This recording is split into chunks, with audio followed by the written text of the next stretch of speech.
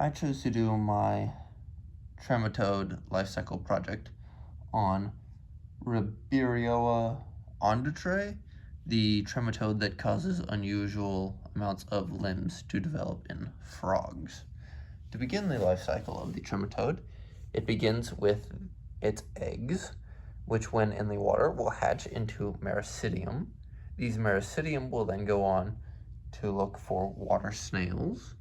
Once in the water snails, the mericidium will develop into cercaria. The cercaria will then exit the water snails. When in the water, they will look for tadpoles. Once they find a tadpole, they will exit into the rear end.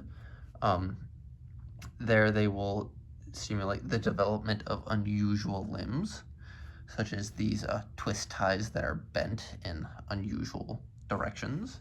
This will also lead to adult forms of the frog growing an unusual number of legs that are often in the incorrect positions.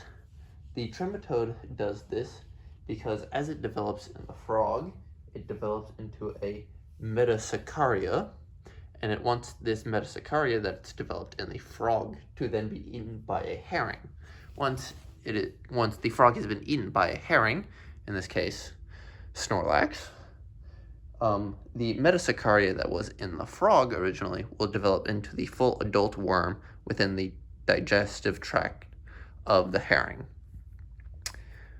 Once developed into the full adult worm form, the worms will produce eggs, which will then be passed on in the fecal matter of the herring, which will then end up back in the water, and the seeds will then begin the process all over again.